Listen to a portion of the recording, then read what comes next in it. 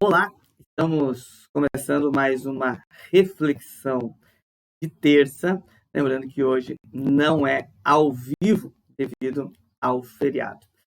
Queridos, hoje nós queremos pensar sobre igreja, mas desde já eu peço para você compartilhar esse pequeno vídeo com pessoas. Eu peço também para você continuar orando sobre este assunto, para que realmente você possa entender e também abençoar a vida de outras pessoas. Hoje nós vamos falar sobre igreja. Será que é importante eu fazer parte da igreja local? Será que é importante eu fazer parte da vida ativa da igreja, frequentar os cultos, exercer alguns ministérios, colocar os meus dons em prática? Ou eu posso ser igreja, um cristão saudável, sozinho, na minha casa, sem a presença de outros cristãos, às vezes porque não concordo com a denominação, não achei uma igreja que eu me identifique. Será que isso é possível no Evangelho? Será que é possível isso no plano de Jesus para a igreja, para a expansão do reino? É o que nós vamos pensar hoje, rapidamente, sobre isso. O texto base é Mateus 28, 18 ao 20. Na verdade, nós sempre juntamos os textos de Mateus 16, Mateus 18 e esse texto para quando pensamos em igreja no Novo Testamento, a partir daquilo que Jesus fala. Pois aqui nesse texto, Jesus vai falar sobre a autoridade dada a ele. No capítulo 16, ele vai contar ou falar sobre a autoridade dada à igreja, assim também no capítulo 18, tá bom? De tudo do Evangelho de Mateus. Vejamos o que diz o texto, então, de Mateus 28, do 18 ao 20. O texto nos diz o seguinte: Então Jesus aproximou-se deles e disse: Foi-me dada toda a autoridade no céu e na terra. Portanto, vão e façam discípulos de todas as nações, batizando-os em nome do Pai, do Filho e do Espírito Santo, ensinando-os a obedecer a tudo o que eu lhes ordenei. E eu estarei sempre com vocês, até o fim dos tempos.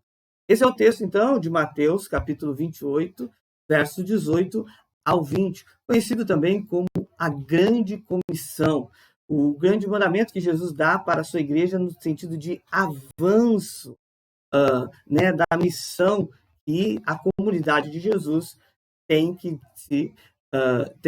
desenvolver ou colocar em ação. Eu quero destacar 4 coisas desse texto. Você conhece ele muito bem, mas para a nossa reflexão de hoje, se é importante eu fazer parte de uma igreja local como membro e ser ativo nessa igreja local, essa é a pergunta. Então, eu quero 4 coisas que eu destaco desse texto. A primeira delas, Jesus disse que aqueles cristãos ali, aquele grupo de cristãos, deveriam fazer discípulos. Veja bem, Jesus não falou isso para uma pessoa específica, mas ele falou para a sua igreja. E a palavra igreja também significa reunião, assembleia, para o grupo de pessoas que Jesus formou enquanto estava aqui na terra. Isso fica mais claro também quando nós lemos Mateus capítulo 16, onde Jesus diz que a partir da declaração de Pedro que Cristo é o Filho de Deus, do Deus vivo, Jesus então colocaria a sua igreja ou estabeleceria a sua igreja e as portas do inferno não iriam prevalecer sobre ela. Jesus fala então de um grupo. Mateus ali também vai falar assim como em Mateus 18, aonde estiver 2 ou 3 reunidos em meu nome, ali estarei. E tudo que pedirem em meu nome, então, será concedido. A ideia ali não está falando de oração, como alguns pensam.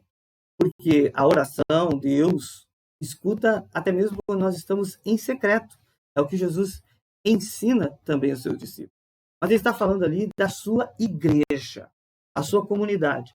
Quando há, no mínimo, 2 pessoas, pois uma irá confirmar a fé da outra, a declaração de fé da outra, e também o testemunho, o modo de viver. Então, Jesus está falando para uma comunidade, para um grupo de pessoas que creem em Cristo Jesus, que já foram batizados, que estão sendo ensinados, que têm a presença de Cristo e que edificam mutuamente um ao outro e proclamam esse evangelho da salvação a outras pessoas. Então, o chamado para esse grupo de pessoas é fazer mais discípulos. Ir e anunciar o evangelho a outras pessoas. É uma comunidade viva. São pessoas vivas que se importam com o evangelho, que se importam com a causa de Cristo e que escolheram, né, no sentido de se dispuseram a atender o convite de Jesus de ser um discípulo. Discípulo é um aluno, é um cristão. Veja bem, discípulo não é aquele que apenas ouve, né, no meio da multidão, mas aquele que aceitou o chamado, o convite de Jesus de largar tudo, a vida em pecado, a vida em Adão, e ser um cristão, um discípulo de Jesus, alguém que anda próximo de Jesus. Então, essa é a primeira coisa que nos chama a atenção. A igreja, a comunidade, ela é chamada para fazer discípulos.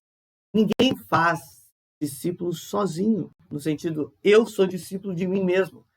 É uma comunidade que faz discípulos de Cristo Jesus.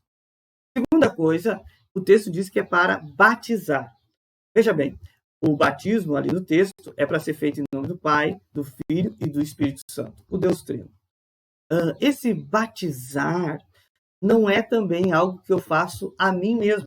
Ou seja, eu não me batizo a mim mesmo. Eu preciso de uma comunidade de fé que vai ouvir o meu testemunho a respeito de Jesus. Eu vou fazer uma afirmação, Jesus realmente é o Cristo, Jesus é o meu Salvador, Jesus é o Filho de Deus.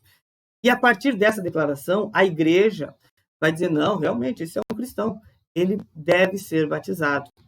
E batizado em nome de quem? Em nome de Jesus, do Pai, do Filho e do Espírito Santo. Essa é a recomendação de Jesus. Então, veja bem, a igreja, ela precisa fazer discípulos, precisa sair das quatro paredes, ela precisa sair da região ali de Jerusalém, aqui no Monte da Galileia, e deve ir fazendo em todas as nações discípulos. Mas como se faz? Batizando. Então, uma pessoa não batiza a si mesma. Ela necessita de uma comunidade, que no mínimo 2 pessoas, que irão fazer o processo do batismo nela. Depois o texto diz que deve ser ensinado a guardar os mandamentos que Jesus ordenou. Veja bem, às vezes a gente demora para se batizar, ou conhecemos alguém que demora para tomar a decisão pelo batismo, porque não sabe tudo. Mas é assim mesmo. Os discípulos, quando aceitam o convite de Jesus de se tornarem seus discípulos, eles não sabem para onde Jesus está indo, o que Jesus pretende fazer. Eles sabem muito pouco. Assim também, queridos. Se você não entregou a vida para Cristo, ou já entregou a vida para Cristo, mas não se batizou, porque não sabe tudo ainda, primeiro você se batiza e depois você vai aprendendo. Porque esse ensino do reino, ele é progressivo e para a vida toda. Enquanto nós estivermos aqui, temos algo para aprender. Por isso que você vai ver um cristão, já que tem muito tempo como cristão, que trabalha, que serve, que tem um testemunho exemplar, ele ainda frequenta cultos, escola bíblica, pregações, estuda a sua Bíblia, porque ele não sabe tudo. Por mais que ele já tenha uma longa caminhada com Jesus, ele diariamente está aprendendo. Diariamente está aprendendo sobre a santificação, sobre matar o pecado, diariamente está aprendendo sobre o amor ao próximo, sobre o culto a Deus, sobre a piedade, também diariamente está aprendendo sobre a maturidade, né, de lidar com as situações do dia a dia. Então, o ensino, ele vem após o batismo. Claro que antes do batismo você tem que saber mais ou menos o básico. A autoridade das Sagradas Escrituras, saber quem é Deus, quem é Jesus, quem é o Espírito Santo, o que é o batismo, o que é a ceia, o que é a igreja. Mas tudo você não vai entender antes do batismo. Você vai se decidir. Porque você aprende de Jesus a partir do momento que você decide em ser um discípulo de Jesus. Porque você não decide ser um discípulo de Jesus por causa da questão intelectual, por causa da inteligência que você vai ter quando conhecer o Evangelho. Não, é porque você entende que a salvação é somente pela graça e você recebe por meio da fé. Então você se arrepende e deposita sua fé em Cristo Jesus. E aí você é batizado. E depois você é ensinado, você se torna uma nova criatura pelo Espírito Santo, mas você é ensinado a viver como essa nova criatura. Como agora um filho de Deus adotado por meio da fé em Cristo Jesus. É o que Jesus vai afirmar, é o que vai ser afirmado pelo apóstolo João, quando ele escreve o Evangelho de João, no capítulo 1, verso 12, que aqueles que creem em Cristo se tornam filhos de Deus. Nós somos adotados. Então, o ensino é fundamental. Você, às vezes, já se tornou um discípulo, já se batizou, mas por algum motivo não faz parte da igreja. Não está ativo. Você não participa de escola bíblica, de culto, de pregações. Você pega a pregação de um aqui, a pregação de outro ali, um texto que você interpreta do seu modo na sua casa. Mas não, você precisa ser ensinado de acordo com a doutrina dos profetas e dos apóstolos. O aperfeiçoamento dos santos, que Paulo vai falar em Efésios, ele acontece no capítulo 4, verso 11 e 12, ele vai falar que isso acontece no convívio da igreja. A liderança da igreja, o pastor, o bispo, presbítero, ele vai ensinar o evangelho, o modo de ser igreja, para que a igreja seja edificada, os santos sejam aperfeiçoados e desenvolvam o seu ministério. Qual é o seu ministério? Fazer discípulos, batizar e ensinar. Então, o ensino faz parte da vida do cristão por toda a sua história. E isso é feito em comunidade. Não é feito sozinho na minha casa, escondido. Por isso que nós temos dificuldade quando alguém diz que é cristão, mas não faz parte de uma igreja local.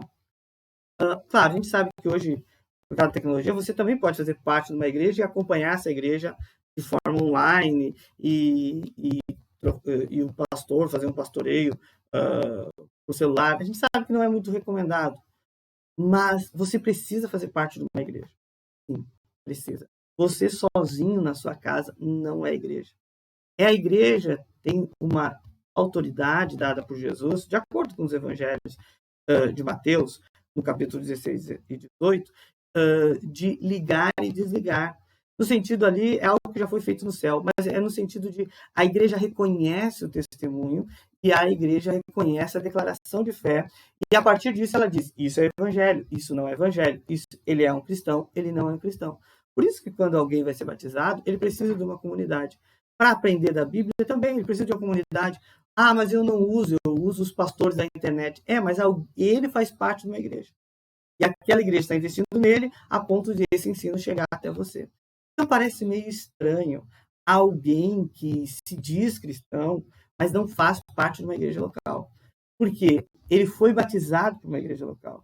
Ele é instruído por uma igreja local. Ele só se tornou discípulo por causa de uma igreja local. Claro, obviamente, por causa da graça de Deus, mas foi a igreja local que fez essa graça chegar até ele. Mas ele usa a igreja para ser batizado, para aprender um pouquinho, e depois abandona essa igreja local. Tem alguma coisa errada. O apóstolo João vai dizer, se eu não amo o meu irmão que eu vejo, eu não vou amar a Deus que eu não vejo. Por fim, Jesus fala que a presença dele estaria com sua igreja até a consumação dos tempos. Ou seja, a igreja pode andar com ânimo, ela pode andar capacitada, ela pode andar com energia, com sensatez, com sabedoria, com poder e coragem, porque Jesus está presente espiritualmente no meio dessa comunidade. As ameaças podem ser inúmeras, mas ela continua fazendo aquilo que Jesus a chamou para fazer, porque ele está presente no meio dela. Então, quando nós vamos ver no livro de Atos, a igreja sendo perseguida pelos judeus, principalmente, por aqueles que não concordavam que Jesus era Deus e que havia ressuscitado dos mortos, ela não para de crescer. Ela não para de fazer discípulos, batizar e ensinar. Por quê? Porque ela tem uma convicção que Jesus está presente no meio dela quando ela está reunida cumprindo a sua missão. E é fazer discípulos, glorificar a Deus. Veja bem, ela só continua porque Jesus está presente no meio dela. Ela, no livro de Atos, nós vamos ver essa perseguição dos religiosos contra a igreja. Mas depois de um tempo, os próprios romanos começam a perseguir a igreja, achando que eles são a causa do problema. E hoje nós temos ainda países que perseguem, nações que perseguem os cristãos, onde proíbem a circulação da Bíblia, proíbem a fé pública em Cristo Jesus. E veja bem, então às vezes não é só um grupo religioso que persegue a igreja, mas o Estado pode perseguir a igreja. Mas ela não para. Por quê? Porque ela tem a firme convicção que Jesus está no meio delas. E Jesus falou, onde estiver 2 ou 3 reunidos em meu nome, ali eu estarei. É sobre esse grupo que Jesus fala que as portas do inferno não irão prevalecer sobre ela. Então, se você tem dúvida sobre a importância da igreja ou de fazer parte de uma igreja, frequentando os cultos, os tempos de ensino e servindo com os dons, talentos e habilidades que você tem dúvida a respeito dessas coisas? Veja para esse texto, Mateus 28, do 18 ao 20, nos ensina que nós temos que fazer discípulos. Isso ele está falando para uma comunidade, para uma igreja, o grupo que ele estabeleceu como os santos, tá bom? Esse grupo ele vai fazer mais discípulos de todas as nações, não vai ser só de um grupinho de afinidade, mas em todo lugar eles irão semear a palavra de Deus, falar do evangelho. E os discípulos vão sendo evidenciados pela igreja, através do batismo, ok? E também eles vão ser ensinados, instruídos sobre aquilo que Jesus ensinou. Então essa é a importância de você estar dentro de uma comunidade de modo ativo. Então, se por acaso você tem algum receio disso, eu desafio a colocar isso de lado e fazer aquilo que Cristo tem chamado você para fazer parte de uma igreja. Lá em Hebreus, capítulo 10, verso 25, parece que surge um momento que algumas pessoas param de frequentar o culto. Então o texto diz, não deixe de congregar como alguns estão fazendo, pois o dia se aproxima. Então, veja bem, já existia a possibilidade de algumas pessoas se apartar do convívio com a igreja. Então, um texto muito claro é dito, não deixem de congregar. Quando você lê o livro de Atos, você vai ver sempre grupos reunidos. Quando você vê as próprias epístolas que Paulo escreve, ele não escreve para uma pessoa. Claro, tem algumas cartas ali específicas para pastores e Filemon, mas a maioria é para uma comunidade. A comunidade se reúne em Éfeso, em Filipos, em Colossos, em Tessalônica. Aos romanos também, ele escreve para que uma igreja que depois ele pretende visitar e, a partir dela, chegar na Espanha. Então, o que eu quero desafiar você é pensar em igreja como Cristo pensou. Jesus amou a igreja a ponto de se entregar por ela. Ou seja, não foi uma pessoa, mas esse grupo de pessoas que creem que Jesus é o Filho de Deus, que receberam a graça por meio da fé. Então, agora eu quero falar com você que é igreja, que faz parte de uma igreja, é igreja outro grupo, né? Que você faz, que você está inserido no grupo local, que você frequenta regularmente uma igreja, que você possa ensinar e motivar outras pessoas também a ter essa mesma frequência que você tem.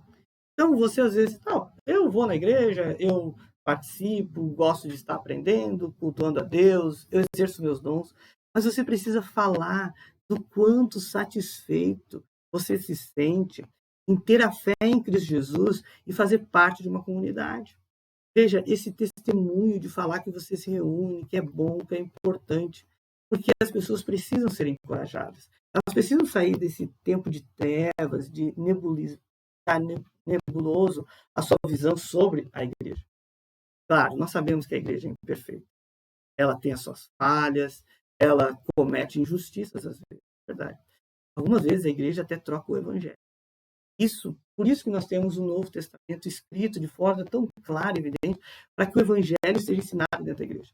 Então, se você está numa igreja que ela não está cumprindo aquilo que a palavra de Deus pede para ela cumprir, de edificar um ao outro, de pregar o evangelho puro, a sã doutrina, não trocar o evangelho, então comece a orar pela sua igreja, converse com a liderança.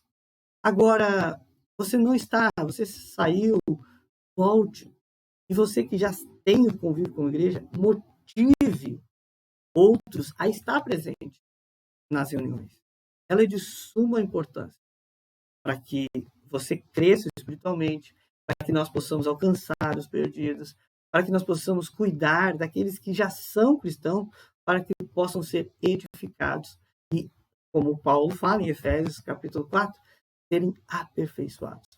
Então esse é o nosso desafio hoje, pensando como Igreja de Cristo. Não é uma parede, não é uma denominação, sim, não é um CNPJ, mas são homens e mulheres das mais diferentes costumes, idiomas, culturas, mas que se reúnem por causa da fé em Cristo Jesus. Isso os une, os torna corpo de Cristo.